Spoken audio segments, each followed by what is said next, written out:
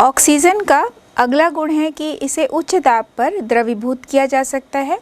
ये गैस है, जब इसे द्रवीभूत करते हैं तो ये लिक्विड फॉर्म में चेंज होता है। तो O2 उच्च दाब पर गैसियस से O2 लिक्विड फॉर्म में चेंज होता है। इसी तरह से 55 केल्विन टेम्परेचर पर बहुत अधिक दाब डालने पर यह ठोस रूप में भी परिवर्तित होता है। नीले सफ़ेद ठोस में ये परिवर्तित हो सकता है। तो ऑक्सीजन लिक्विड फॉर्म में है, यहाँ पर लिक्विड से फिर और ये ठोस फॉर्म में भी परिवर्तित हो रहा है। नीले सफ़ेद ठोस में ये परिवर्तित हो सकता है। ऑक्सीजन के कई समस्थानिक होते हैं। समस्थानिक जहाँ पर परमाणु क्रमांक समान लेकिन परमाणु भार अलग अलग होते हैं। तो ऑक्सीजन 16, 17 एवं 18 तीन प्रकार के समस्थानिकों के रूप में पाया जाता है। ऑक्सीजन अनुचुंबकीय प्रकृति के होते हैं। MOT के आधार पर जब हम इसके डायग्राम को देखेंगे तो आप देखिए यहाँ पर जो दो अयुग्मित इलेक्ट्रॉन प्रेजेंट है, जब हम O2 का मॉलिक्यूलर ऑर्बिटल डायग्राम बनाते हैं, यह इसके दो अयुग्मित इलेक्ट्रॉन इसके अनुचुंबकीय व्यवहार को दर्शाता है। ऑक्सीजन क्रियाशील होते हैं। कई धातुओं के साथ ये क्रिया कर सकते हैं, कई अधातुओं के साथ भी ये क्रिया करते हैं, लेकिन गोल्ड एवं प्लेटिनम के साथ ये ऑक्सीजन क्रिया नहीं करता है। इसी प्रकार कुछ अधातु है जैसे हीलियम, नियॉन, ऑर्गन, इनके साथ भी ये क्रिया नहीं करते हैं। ऑक्सीजन के बीच में डबल बॉन्ड होता है, द्विबंध पाया जाता है। इसके लिए बंध वियोजन ऊर्जा का मान बहुत अधिक होता है। बंध वियोजन ऊर्जा का मान इसमें 428 किलो जूल प्रति मोल होता है। तो यहाँ पर ये जो रिएक्शन है, जब ये किसी भी तत्व के साथ संयोग करता है तो एक्सोथर्मिक रिएक्शन ये दर्शाता है। चूँकि जब ये तत्वों के साथ क्रिया करते हैं तो ये एक्सोथर्मिक रिएक्शन को दर्शाते हैं और क्रिया को प्रारंभ करने के लिए उच्च ताप की आवश्यकता होती है। यहाँ बंध वियोजन ऊर्जा का मान बहुत अधिक होता है, इस वजह से प्रारंभ करने के लिए रिएक्शन को अधिक तापमान की आवश्यकता होती है। ऑक्सीजन जब धातुओं से क्रिया करता है तो विभिन्न प्रकार के ऑक्साइड बनाएगा। तो धातुओं के साथ क्रिया करके जो ऑक्साइड बनाते हैं उसकी प्रकृति क्षारीय होती है। तो कुछ ऑक्साइड देखिए ये किस किस प्रकार के ऑक्साइड बना सकते हैं। धातुओं के साथ क्रिया करके जब ये ऑक्साइड बनाते हैं, कुछ रिएक्शन आप देखिए। 4M + O2 = 2M2O type oxide बना। दूसरा है 2M + O2 = 2MO प्रकार का ऑक्साइड। 4M + 3O2 = 2M2O3 प्रकार का ऑक्साइड। तो ये तीन प्रकार के ऑक्साइड M2O, MO और M2O3 ये बनाते हैं। तो ये सभी जो है क्षारीय ऑक्साइड होते हैं। धातुओं के ऑक्साइड क्षारीय प्रकृति के होते हैं, क्योंकि जब ये जल से क्रिया करते हैं तो क्षार बनाते हैं। तो उस रिएक्शन को आप देख सकते हैं कि ये क्षारीय ऑक्साइड होते हैं। तो क्षारीय ऑक्साइड होने के कारण जब इसकी प्रकृति को हम चेक करेंगे लिटमस पेपर के द्वारा, तो लाल लिटमस को ये नीले रंग में परिवर्तित करते हैं। कैल्शियम का उदाहरण आप देखिए। कैल्शियम जब ऑक्सीजन से क्रिया करता है तो 2CaO बना, कैल्शियम ऑक्साइड बना। सोडियम जब ऑक्सीजन से क्रिया करता है तो सोडियम ऑक्साइड बनता है, जैसे 4Na + O2 = 2Na2O।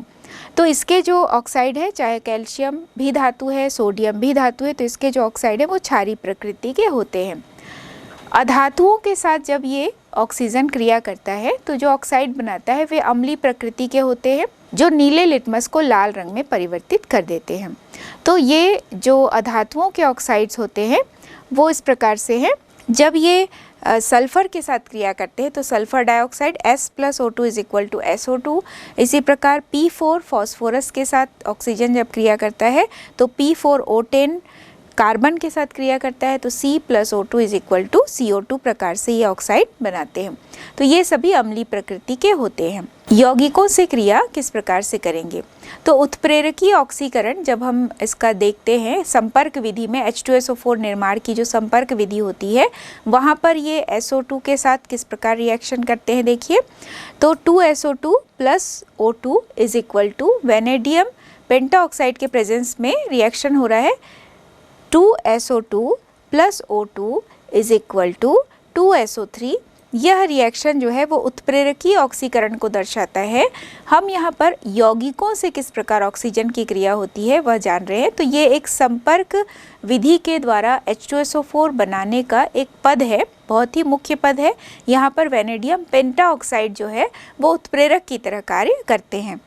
इसी प्रकार ऑक्सीडेशन ऑफ HCl, तो HCl के ऑक्सीडेशन से क्लोरीन प्राप्त किया जाता है, जो डीकन विधि है।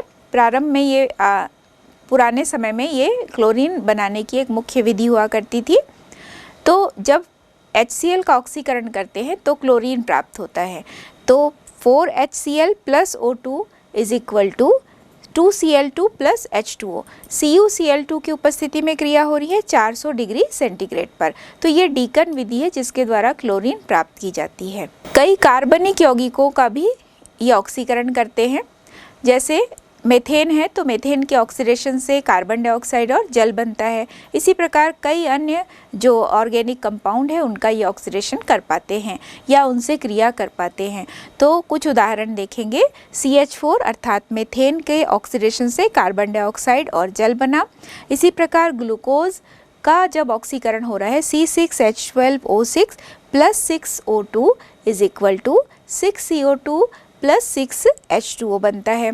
अल्कोहल का जब ऑक्सीकरण हो रहा है तो RCH2OH + O2 = RCHO बना, यानी अल्कोहल के ऑक्सीकरण से एल्डिहाइड बना। और पुनः जब एल्डिहाइड का ऑक्सीकरण करेंगे तो अम्ल बनता है। तो RCHO + O2 = RCOOH प्राप्त होता है। इसी प्रकार एसिटिलीन का जब ऑक्सीकरण होता है तो 2C2H2 + 5O2 = 4CO2 + 2H2O plus ऊष्मा उत्पन्न होती है। ये एक एक्सोथर्मिक रिएक्शन होता है। तो कई यौगिकों से ये क्रिया करके विभिन्न प्रकार के कंपाउंड बना पाते हैं। अब हम ऑक्सीजन के उपयोग के बारे में जानेंगे। ऑक्सीजन दहन में, श्वसन में सहायक होता है। जब पर्वतारोही पहाड़ पर चढ़ते हैं, ऊंचाई पर जाते हैं तो अपने साथ ऑक्सीजन सिलेंडर लेकर जाते हैं। कृत्रिम श्वसन के लिए भी ऑक्सीजन को हीलियम या नाइट्रोजन के साथ मिक्स करके प्रयोग किया जाता है। ऑक्सी एसिटिलीन का प्रयोग बहुत सारे जो धातुएं होती है उनको काटने में, जोड़ने में, वेल्डिंग की क्रियाओं में प्रयोग किया जाता है। इस्पात के निर्माण में भी ऑक्सीजन का उपयोग होता है। अमोनिया का ऑक्सीकरण करके नाइट्रिक अम्ल बनाया जाता है ओस्टवाल्ड विधि में, तो वहाँ पर भी ऑक्सीजन का प्रयोग होता है। तो जैसे देखिए अमोनिया का ऑक्सीकरण होता है और पहले नाइट्रोजन डाइऑक्साइड बनता है, उसके बाद नाइट्रिक अम्ल बनता है जल से क्रिया करके। तो उस रिएक्शन को आप देखिए, NH3 + 5O2 = 4NO + 6H2O। तो एमोनिया जब ऑक्सीजन से क्रिया करता है नाइट्रिक ऑक्साइड और जल बना।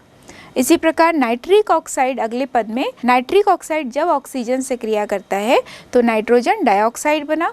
और नाइट्रोजन डाइऑक्साइड जब फिर जल से क्रिया करता है तो नाइट्रिक अम्ल और नाइट्रिक ऑक्साइड बनता है। और इस नाइट्रिक ऑक्साइड का पुनः चक्रण करके फिर से नाइट्रिक अम्ल की प्राप्ति की जा सकती है। रॉकेट ईंधन में भी द्रव ऑक्सीजन का प्रयोग किया जाता है और एक मुख्य ईंधन के रूप में यह माना जाता है। अब हम जानेंगे ऑक्साइड क्या होते हैं। तो विभिन्न तत्व जब ऑक्सीजन से संयोग करते हैं तो ऑक्साइड का निर्माण करते हैं। विभिन्न तत्वों में धातु, अधातु, ये विभिन्न तत्व जब ऑक्सीजन से क्रिया करते हैं तो अलग अलग प्रकार के, अलग अलग प्रकृति के ऑक्साइडों का निर्माण होता है। कुछ सरल ऑक्साइड होते हैं, कुछ मिश्रित ऑक्साइड्स होते हैं। तो ऑक्साइड को भी प्रकृति के आधार पर, रासायनिक गुण के आधार पर एवं ऑक्सीजन की मात्रा के आधार पर अलग अलग वर्गों में बांटा गया है। सबसे पहले हम जानेंगे ऑक्सीजन की मात्रा के आधार पर ऑक्साइडों के कितने प्रकार होते हैं। पहला प्रकार है सामान्य ऑक्साइड। जो सामान्य ऑक्साइड होते हैं धातुओं की सामान्य संयोजकता को संतुष्ट किए हुए होते हैं। सामान्य ऑक्साइड, इसमें समस्त जो ऑक्सीजन की मात्रा होती है वो धातुओं के जितनी भी संयोजकता होती है उसे वो संतुष्ट करता है। तो उदाहरण है यहाँ पर MgO Al2O3, ये है सामान्य ऑक्साइड जो कि धातुओं की सामान्य संयोजकता को संतुष्ट किए हुए होता है। अगला हम देखेंगे बहु ऑक्साइड। यहाँ बहु ऑक्साइड नाम से स्पष्ट है, बहु ऑक्साइड में ऑक्सीजन की मात्रा सामान्य से कुछ अधिक होगी, तो इसे हम बहु ऑक्साइड कहते हैं। इसका उदाहरण है BaO2 और Na2O2। सुपर ऑक्साइड, जैसे कि KO2, RbO2, dioxide MnO2, PbO2, तो ये सब बहु ऑक्साइड के उदाहरण हैं। सब ऑक्साइड यानी जब ऑक्सीजन की मात्रा सामान्य से कम होती है, उसका उदाहरण है N2O नाइट्रस ऑक्साइड, C3O2। तो ये जो C3O2 है ये कार्बन के ही सब ऑक्साइड होते हैं। तो यहाँ पर ऑक्सीजन की मात्रा सामान्य से कम होती है। अगला है मिश्रित ऑक्साइड। मिश्रित ऑक्साइड जहाँ पे दो सरल ऑक्साइड आपस में क्रिया करते हैं और मिश्रित ऑक्साइड बनाते हैं। जैसे Pb3O4 जो रेड लेड होता है वह PbO और PbO2 का मिश्रण होता है। PbO यानी लेड मोनोऑक्साइड और PbO2 यानी लेड डाइऑक्साइड। तो इन दोनों के मिश्रण से बनता है Pb3O4। इसी प्रकार यदि हम सामान्य रूप से इसे देखें तो MO प्लस MO2 यदि क्रिया करेंगे तो बनेगा M2O3, एक मिश्रित ऑक्साइड बनता है। मिश्रित ऑक्साइड का एक और उदाहरण हम देखेंगे, फेरसो-फेरिक ऑक्साइड। तो फेरसो-फेरिक ऑक्साइड Fe3O4 बनता है FeO एवं Fe2O3 के मिश्रण से। रासायनिक गुणों के आधार पर भी ऑक्साइड को अलग अलग वर्गों में बांटा गया है। सबसे पहले हम देखेंगे क्षारीय ऑक्साइड। क्षारीय ऑक्साइड गुण में ये क्षारीय प्रकृति के होंगे, यानी लाल लिटमस को नीले लिटमस में परिवर्तित कर देते हैं। प्रायः जो धातुएं होती हैं वे क्षारीय ऑक्साइड बनाती हैं। क्षारीय ऑक्साइड जब अम्ल से क्रिया करते हैं, तो जब अम्ल से क्रिया करेंगे तो ये लवण का निर्माण करते हैं। क्षारीय ऑक्साइड जल में घुलकर क्षार देते हैं और जब इसे अम्ल से क्रिया कराई जाती है तो ये लवण का निर्माण करते हैं। तो यहाँ पर उदाहरण देखिए, क्षारीय ऑक्साइड का उदाहरण हम ले रहे हैं Na2O। जब ये जल से क्रिया किया H2O, Na2O plus H2O is equal to 2NaOH। CaO एक क्षारीय ऑक्साइड है, कैल्शियम ऑक्साइड। जब ये HCl से क्रिया करता है, तो जब ये अम्ल से क्रिया कर रहा है तो एक लवण बनेगा 2HCl is equal to CaCl2 plus H2O। Calcium oxide जब जल से क्रिया करता है तो क्षार का निर्माण होता है, तो CaO plus H2O is equal to CaOH whole twice. अगला जानेंगे अम्लीय ऑक्साइड।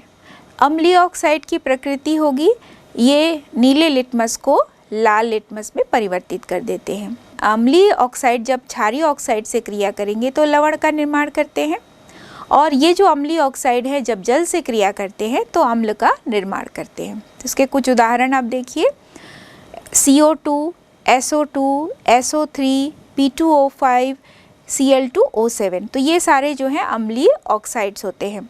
तो अम्लीय ऑक्साइड जब क्षार से क्रिया करेंगे तो लवण का निर्माण करते हैं।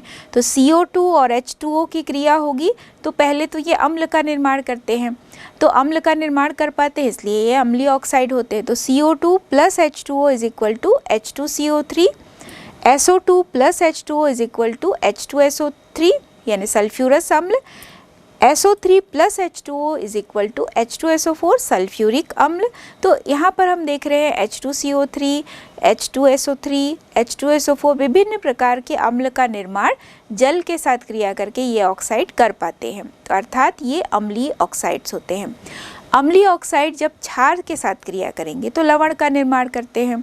अम्लीय ऑक्साइड के उदाहरण में हम देख रहे हैं Cr2O3 जब जल से क्रिया करता है तो H2Cr2O4 यानी क्रोमिक अम्ल का निर्माण करते हैं। कुछ जो ऑक्साइड होते हैं जब जल में घुलते हैं तो ये ऑक्साइड जल में घुलकर 2 ऑक्सी अम्ल भी देते हैं, और इनको हम कहते हैं, इस प्रकार के जो ऑक्साइड्स होते हैं इन्हें हम कहते हैं अम्लों के मिश्रित एनहाइड्राइड।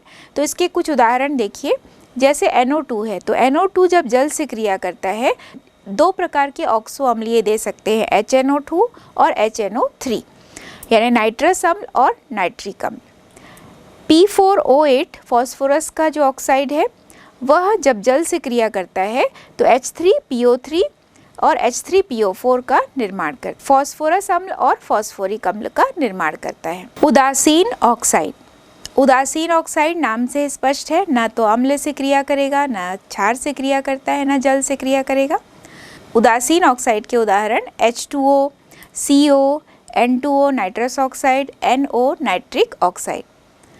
उभयधर्मी ऑक्साइड, उभयधर्मी नाम से स्पष्ट है, एम्फोटेरिक ऑक्साइड जो है वो अम्ल से भी क्रिया कर सकते हैं और क्षार से भी क्रिया कर सकते हैं।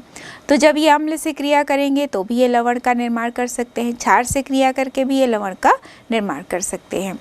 तो उभयधर्मी जो ऑक्साइड है उसके कुछ उदाहरण हैं zinc oxide, Al2O3, beryllium oxide और Cr2O3। तो जिंक ऑक्साइड एक उभयधर्मी ऑक्साइड है। इसको दर्शाने के लिए हम दो प्रकार से इसको रिएक्शन से पढ़ेंगे। पहला हम देख रहे हैं जिंक ऑक्साइड क्रिया करता है क्षार से, अर्थात यहाँ पर यह अम्लीय गुण को दर्शाता है। तो zinc oxide ZnO plus 2NaOH is equal to Na2ZnO2, मतलब सोडियम जिंकेट का निर्माण हुआ प्लस H2O। तो यहाँ पर यह अम्लीय प्रकृति को दर्शाता है जिंक ऑक्साइड अपने। दूसरा हम देखेंगे जिंक ऑक्साइड हाइड्रोक्लोरिक अम्ल के साथ क्रिया करता है। ZnO plus 2HCl is equal to ZnCl2 plus H2O। तो यहाँ जिंक ऑक्साइड के दोनों रिएक्शन उसके अम्लीय गुण को और क्षारीय गुण को दर्शाते हैं। अगला हम देखेंगे Al2O3 एक उभयधर्मी ऑक्साइड है। तो यह भी अम्ल और क्षार से क्रिया करके अलग अलग तरह से लवण बनाते हैं और एक रिएक्शन में ये अम्ल प्रकृति को दर्शाते हैं और एक रिएक्शन में ये क्षारीय प्रवृत्ति को दर्शाते हैं। Al2O3 जब HCl से क्रिया करता है तो Al2O3 plus 6HCl plus 9H2O is equal to 2AlH2O whole 6 बड़ा ब्रैकेट क्लोज करेंगे 3 प्लस। तो ये एक संकुल यौगिक बना, एक संकुल लवण का निर्माण हुआ प्लस 6Cl माइनस, यानी हेक्सा एक्वो एल्यूमिनियम थर्ड आयन का निर्माण होता है। तो यहाँ पर ये अम्ल से क्रिया करता है, अम्ल से क्रिया करके लवण बना रहा है। तो Al2O3 यहाँ पर क्षारीय प्रवृत्ति को दर्शाता है। अगला हम देखेंगे Al2O3 प्लस 6NaOH, तो क्षार से क्रिया कर रहा है, यानी यहाँ पर ये अपने अम्लीय गुण को दर्शाता है। Al2O3 HCl के साथ जब क्रिया करता है तो क्षारीय गुण को दर्शाता है। जब ये अम्लीय गुण को दर्शाएगा स्वयं के Al2O3 plus 6NaOH plus 3H2O is equal to 2Na3 bracket के अंदर AlOH होल 6 और ब्रैकेट क्लोज। तो यहाँ पर भी सोडियम हेक्सा हाइड्रोक्सो एल्यूमिनेट जो आयन है वो प्राप्त होता है। एल्यूमिनेट का थर्ड ऑक्सीडेशन स्टेट है। तो ये भी एक संकुल लवण को दर्शाता है।